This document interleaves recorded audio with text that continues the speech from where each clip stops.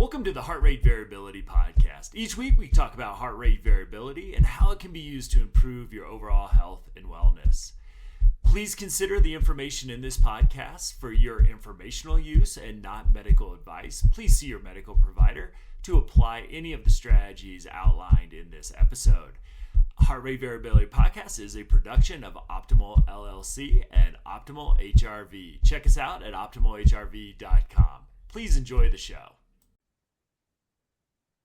Welcome, friends, to the Heart Rate Variability Podcast. I am back here with my dear friend, Dr. Ina Khazan. Dr. Khazan, it's been a while since we've had you on the show, so I'm so excited to have you back. We got some exciting news to share with the Optimal HRV app, but even if you're not a customer at Optimal HRV, stay tuned. Probably a lot of you have heard Ina talk on this podcast before. If you're not familiar with her and her work, you're in for a treat. So, Ina, just in case we have a listener that may not have seen one of your previous episodes, let's just start out with just do a quick introduction of yourself. Sure thing. Thank you, Matt. Always so good to be on screen with you. My name is Ina Khazan. I'm a clinical health and performance psychologist. I've been in the field of biofeedback and HRV biofeedback in particular for over 20 years. I teach at Harvard Medical School, and I am a chief science officer at Optimal HRV, and also have a group practice in downtown Boston. So doing a lot of this. You keep busy, my friend, that's for sure. So, well, I'm really excited because we were chatting about, okay, where should we focus the next development effort into our app? And you brought up child residence frequency assessment.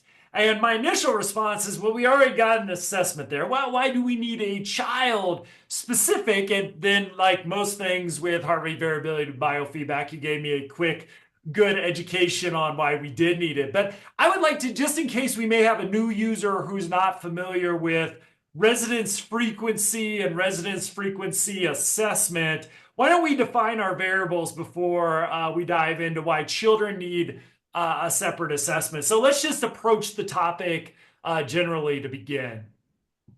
Sure thing. So resonance frequency breathing is the kind of breath that will optimize our HRV biofeedback training and make the time that we spend on this as efficient as possible. So let's go back a little bit and just talk about exactly what that is and how this works. Resonance is a physics concept, right? It's not unique to the cardiovascular system or to human beings. Resonance refers to an oscillating system with two parts to it, where when one part stimulates the other, you produce maximum oscillations in that part. So isn't there a child on a swing or something maybe too? Yes. I am gonna, I have two ways to show this. So yes.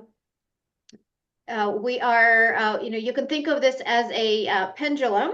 And you can hit that pendulum in a number of different ways, right? And it's going to swing. You can hit it just kind of once and it's going to go crazy and then stop. You can hit it with just little tiny pats and it's going to go up just a tiny bit. Or you can figure out a way of hitting that pendulum in these regular ways to produce maximum oscillations of the pendulum. And then you can translate that into a child in a swing, especially since we're talking child residence frequency. Yes. And that just makes so much more sense. If you've ever pushed a child in a swing, again, you know that you can push that swing in a bunch of different ways. As you have the child sitting there, you can push with a lot of force and just once, and the swing goes up a lot. Kind of hits the top bar and kind of tumbles down, and the child is not thrilled with you at all. Oh no, this is no good. And then you can also push the swing with just short little bursts, just a little little taps, and the swing is going to go up just a tiny bit and come right back down. And again, the child is not thrilled with you because this is boring. This is just not what I want at all. until you find a way of pushing that swing in these regular smooth ways so that when you push, the swing goes up as much as possible, but very smoothly, it does not hit the top bar. It just kind of comes down again nicely and smoothly. And then you push it again and it goes up nice and smooth, comes back down, etc. And then you have a very happy child who never wants to get off that swing. That is what we're going for. The breath is you pushing a swing, or swinging that pendulum, and the heart is the child on the swing, or kind of the pendulum itself. And so that's that oscillating system with two parts to it, where the breath stimulates the heart rate. So the two parts of this oscillating system is the breath and the heart rate. And the breath drives the heart rate. So when we breathe in, the heart rate goes up. When we breathe out, the heart rate goes down. And in order to produce these maximum oscillations of the heart rate, maximum heart rate variability at the time of your training, we want to figure out just how to stimulate the heart rate. What is the ideal pace? What is the ideal rate? So that when you breathe in, the heart rate goes up as much as possible, and as you breathe out, heart rate goes down as much as possible, and that is resonance frequency breathing. That rate is going to be different for most people. For adults, it's somewhere between 3.5 and 7. And the reason we need a separate one for the kids is because kids breathe faster. So their resonance frequency breathing rate is going to be faster as well. And that 3.5 to 7 is not going to do for most So kids. I'd love to know what's behind is it just a set point like the younger, because I know learning from you, at least we the research is kind of suggesting or showing that like once you hit 18, your resonance frequency breathing rate is set kind of throughout your life, even though I think we both have, I wonder, like, question marks about that, but let's follow what the research is telling us right now until we learn otherwise. So I'm curious what's going on with the developing nervous system where resonance frequency breathing rate to help, get into the pendulum swinging. What's going on with the young person that we're seeing higher rates? Is it just that they take more breaths per minute growing up? Well, they do, but that's actually not the primary reason why kids have faster resonance frequency breathing rates. Um, Now, a little disclaimer, there is still a lot we don't know about this. Matt, as you were alluding to, at this point, from what we know, once you've hit your grown-up height, once you're no longer growing, your resonance frequency shouldn't change. There is some evidence, some anecdotal, a little bit of research evidence suggesting that maybe that's not the case. So we're going to keep an open mind. And for now, the best that we can tell, your resonance frequency stays the same once you've hit your grown-up height. But that may be different. So that height is the one determinant that Mm. we know of that is strongly correlated with your resonance frequency. We've looked at, things like, age and gender, all sorts of things, all sorts of characteristics, of our physiology. None of those seem to correlate with your resonance frequency except for height.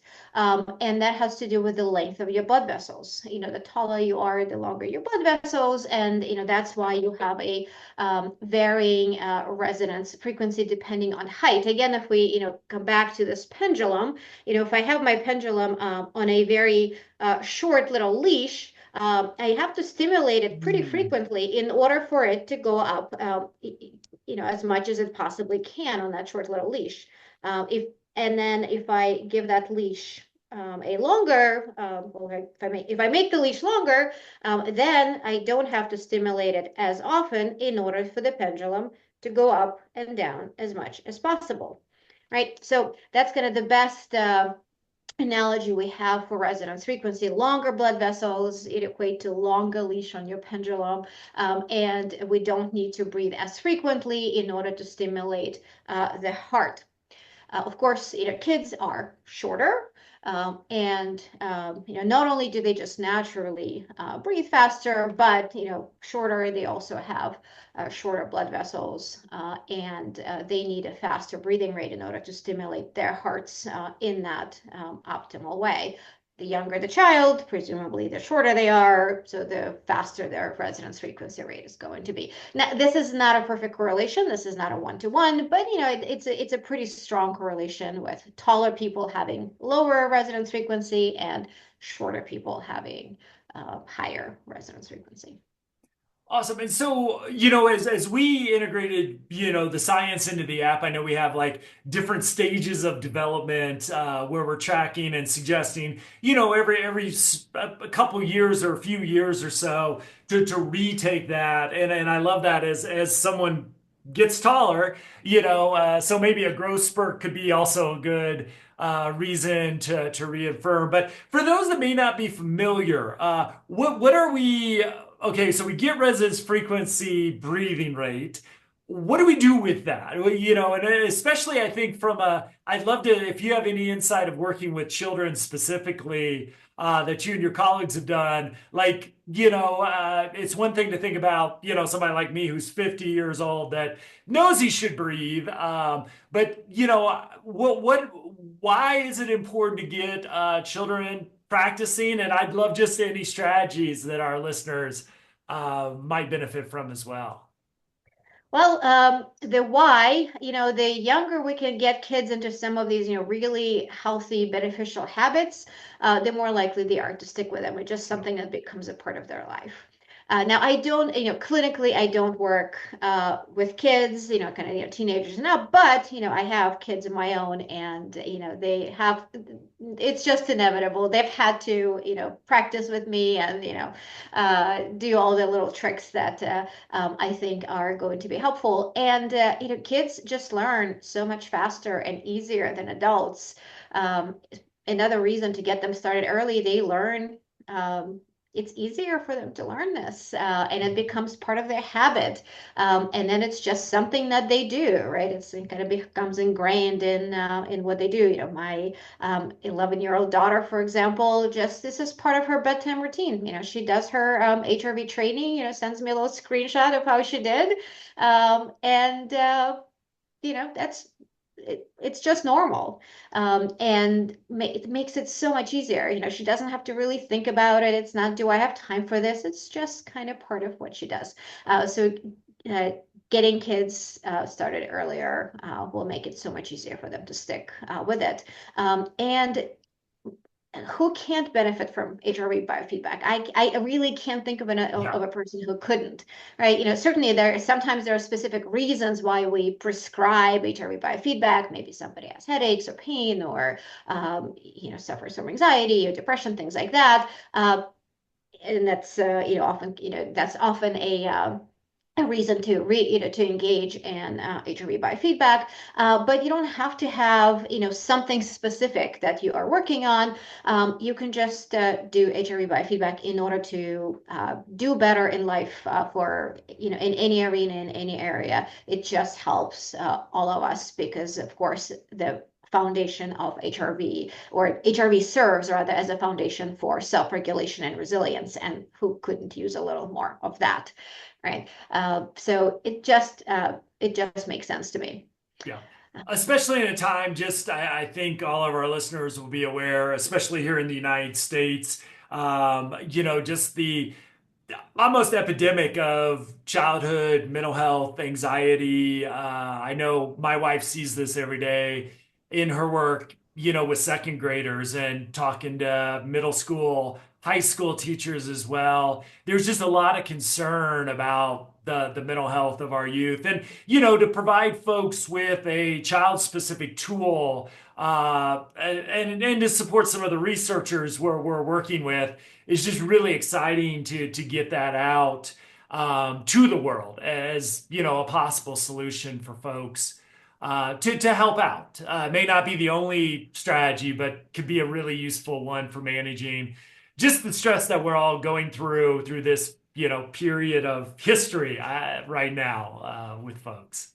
Absolutely, absolutely. Just strengthens our ability to rise to whatever challenges come our way. Yeah. I would love to ask you kind of I think children bring up a really good opportunity to talk about this, but I'm also finding myself really trying to get adults to focus on it as well. So it can be kind of a more generalized question. I know in the app we do, around seven, eight breaths, depending on what we're assessing. 2 breaths per minute. You take a break after. You can take a break after each breath. But I'd love to talk about maybe some best practices around getting a good resonance frequency assessment because we give breaks, but that break could just be just taking a few just normal breaths and then starting again. Or you could jump on the treadmill and run 13 miles. And obviously, I know one we support, one we don't. But when you think about children who may, attention span, even 14 minutes sitting still, could be difficult. Just for whatever human, whatever nervous system you have, what are maybe some best practices people can think about for their own resonance frequency assessment? And if they're doing it with a child with maybe more of a limited attention span, how can we get the best the data possible so we know we're giving them their resonance frequency breathing rate? Great question. So for one thing, whatever HRV measuring device you're using, with kids, it's really important that it's as resistant to movement artifact as possible. So, it could be a chest strap, then, wiggly children are, there's gonna be a lot less artifact if the HRV device is on the chest, or it can be an armband that goes on the top of the arm, so the optimal HRV reader. It can go in the lower arm. It can also go in the upper arm for the HRV assessment. I very much encourage people, adults, kids, put it on the upper arm because that one is not going to move. If we're moving our fingers, moving our hands, it can produce artifact in the lower arm, but the upper arm is going to be more stable. Having the plethysmograph on the finger is, especially for kids, is problematic because they're just so much more likely to move and wiggle, and you're not going to get good data. So the chest or the top of the arm is the best.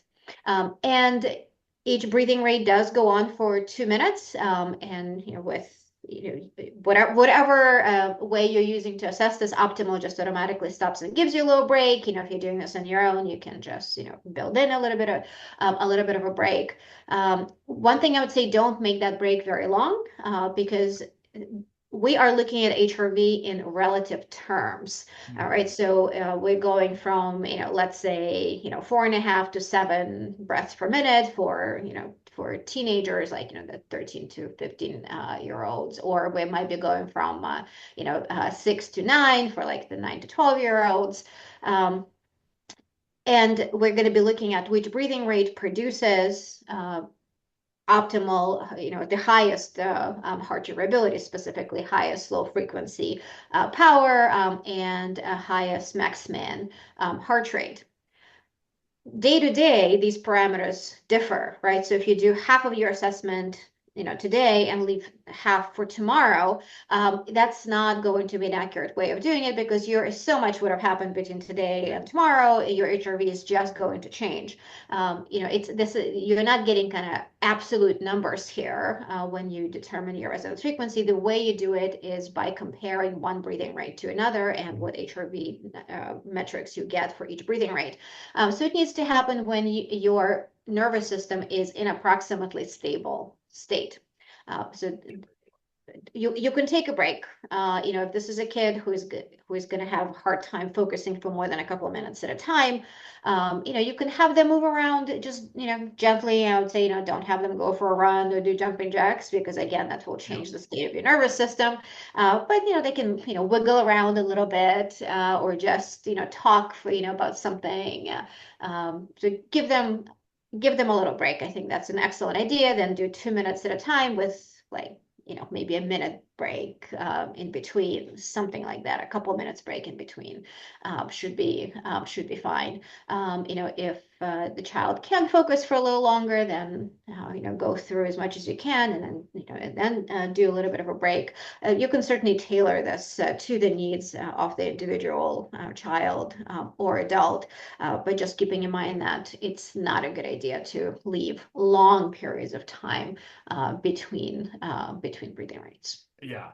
And, I would just, and this is kind of from the field of working with folks to go through resonance frequency. So I'd love to get your opinion, but I get the question from time to time is, I got my resonance frequency, but I just can't feel comfortable. And now that we got optimal zone scale, I'm having really trouble getting into optimal zone at resonance frequency breathing rate. I do encourage people like those are kind of my markers. And then I talk to them about, hey, when you took your resonance frequency, where it was a kind of an average day, were you in a, yeah, maybe not calm state, but a normal kind of looking for normal, pieces of this. So just really encouraging some people, plus you may have been practicing paced breathing now for a month or so, that if it doesn't feel right to you, take the assessment again. That it could be, we know with any assessment, whether that's you're writing answers down on a paper or anything else, could be a lot of things contributing to that end result. We're again following the science, and the science tells us once we hit like, adulthood, it's not going to change. However, make if you don't feel like your resonance frequency is working with you, I've been encouraging and finding it useful, maybe a month or 6 weeks out to just take it again and see what the difference is between that. Just kind of wonder if you have any other markers that people may have just got skewed one way or the other in that initial assessment. Absolutely. I mean, things go wrong, right? Especially, with an app where you don't see, the background data, and you can't go, oh, look, there was artifact, I moved and, something got in the way. Optimal does have built-in artifacting, which is great. So, we have, some level of certainty that, sudden movements get taken out, and these, big operations are not going to influence the outcome, but, you just never know. So there could be just, measurement error.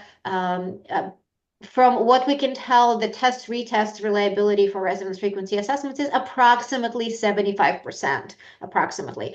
Right. So even under the best circumstances, three-quarters of the time, we get it right, and a quarter of the time we don't. Yeah. So if you've been practicing resonance frequency breathing for a few weeks and it's just not feeling right, absolutely take it again. I mean, I don't see why you couldn't take it again just to make sure, because Yeah. there is a quarter of the time and we're not entirely sure what that quarter is attributed to. Most likely measurement issues, maybe not being very comfortable with the breathing when you take the assessment, and that influences your results. There may be something else that we have not figured out yet. So I think it's a good idea. And also do remember that just because your resonance frequency breathing rate does not feel very comfortable initially does not mean it's wrong. Because if most of us typically breathe somewhere between 12 to 16, 17, 18 breaths per minute, and resonance frequency is 7 breaths or lower, right? So if you normally breathe, say, 15 breaths per minute, and then your resonance frequency is determined to be at 3.5, that's a pretty steep change there. So you may not feel entirely comfortable right away. Give yourself a little bit of time. What I would suggest is maybe just practice, without a measurement at all, and not to put that pressure on yourself. Just do some mindful breathing, focus on slowing down. Maybe if you're using optimal HRV, do the pacer without any tracking, without optimal zone measurements, just for the sake of practice, like, and allowing your breath to follow the pacer, letting go of the struggle, letting go of the need for your breath to do something very specific. And again, just give yourself a little bit of time. That said, if it's been several weeks and it's just not getting better, why not retake it, just in case? And I think one of the things you mentioned that I know we suggest people do through our onboarding process is if you're not, if you don't do any paced breathing or you've never done any paced breathing, give yourself a few days of practice. At I least. love thinking about my HRV biofeedback as training, right? Because we don't want people breathing at your hear me, folks, don't breathe at your residence frequency 24/7. It's No, no, no, not no, what no. it's for. It's not useful, could be harmful. Don't do it. It's your training rate. And so, I think it's a good way. I do encourage you building up kind of a skill set with pace breathing and resonance frequency. Some people may be able to jump on, download the app, jump on. They can get a really good assessment. But and I assume you would agree with me that the 6 breaths per minute is probably a good place to start with the pacer without tracking anything just to get used to it. And an onboarding process, we start with 2 minutes and go up for a few days before we have you do the residence frequency assessment. Yes, yes. So for an adult, 6 breaths per minute is a good place just to do some practice. Don't over practice so that Yeah, don't get too used to it. What if your resonance frequency is 3.5, right? You yeah, don't want to get too used to six. exactly. But do give yourself that time to get comfortable with slow breathing. Now for kids, their resonance frequency, of course, is higher, so they would be practicing, at slightly Great. higher rates. So like a 13 to 15-year-old, they could actually give it a try at 6 breaths per minute, as well, because that's going to be close enough, or maybe like 6.5 or 7. If for like 9 to 12-year-olds, I'd say practice more like at 7.5. Something like that, maybe 8. And for 5 to 8-year-olds, maybe practice at, 8.5, Beautiful. And we're maybe probably kind of under looking at that. the middle of the range for folks Mhm. that might do this a week or so from now. Like look at the residence frequency assessment for the range of the child you're going to do is probably the middle one in there is probably a decent, thing for people to remember to practice at that rate initially for the children. Exactly, exactly. And let me also say a word with the age, where it makes sense to start this. Yeah. Our residence frequency assessment on optimal HRV starts at 5, which in my experience is about the minimum age that makes sense to have the kids actually like using the pacer and using the app. I think prior to that, you can absolutely, if you have younger kids, absolutely do breathing practices with them. I think it's great, start learning, slower breathing, what it means, how it can help, etc. It's great. But I probably wouldn't put, a 3 or 4-year-old, on the app and put them in front of the pacer. Might not go very well. And there are plenty of 5 and 6-year-olds for whom this is not going to work Right. either, right? Yeah. So, your child, or, if you are a therapist, see if this works, for the child that you are working with. This is by no means a hard and fast rule. Some kids just need to mature a little bit before they can go through the whole process rather than just practicing breathing. But I think starting age of 5, there's enough kids who can do this, and you could get them started, and others are going to wait until they're a little bit older. Absolutely. Great point. And just so for the optimal users out there, you don't have to buy another reader for this. You can use the same reader you have. Again, we've intentionally not made you buy a reader to use our app. So you can get the child separate membership in order to keep their data and so they can practice at their rate, get that feedback that they can. But you can really do this and play around with it, at least initially, walk them through it, see what it is, have fun with it, and make it a game for folks. I know, it's amazing to see, if we start these practices at a very young age, how young people take to this. I think way better than adults do. Like trying to get an adult to breathe for 20 minutes a day. Good luck with that. If you figured it out, let us know. I will surely dedicate an hour of this podcast to whatever you've done. But like just to watch, children take on these exercises and really in many ways get the benefit and get the motivation to continue so quickly is just fascinating. I wish we didn't lose that so much as we grow up. Absolutely. Yeah, that much more reason to get started earlier because again, then it just becomes part of what you do. And speaking of getting the kids their own account, I do your best not to mix, measurements from Yeah. kids and adults in the same app because you really won't be able to tell who's who and what's what. It will be really hard for you to keep track. Kind of one of the benefits of having the app is being able to keep track of how things are going. So if more than one person uses each account, that's going to be a problem. But let's say you have a 5-year-old and you're not sure whether they are ready for this, and you don't want to invest in a membership for them, which makes perfect sense. Get them on your app without measurements. Just put them on the pacer without tracking HRV and just see if how they feel about it, how they do. You can change the breathing rate, to make it higher without screwing up any of your own data, and just see if they're ready. And if they are, well, you can get them their own account, and if not, just wait a little bit so you don't have to invest in this without knowing if a kid is ready. Awesome advice. Well, this was a great episode. I'm really excited. Like I said, we're supporting some research in the area, and just that we now can get this into so many more, resonance frequency assessment for a whole new population. And again, one that what I just makes my heart feel good. Seeing the struggles of today's youth, hearing it from parents, from teachers, therapist, another tool in folks' tool belt, help regulate a nervous system. I think all of our nervous systems are, you know, could be struggling one way or the other at this point in time. So just giving the folks another tool to hopefully address some of the mental health challenges that are in our community. So I'm really excited to get this out and bring a whole new population into resonance frequency breathing.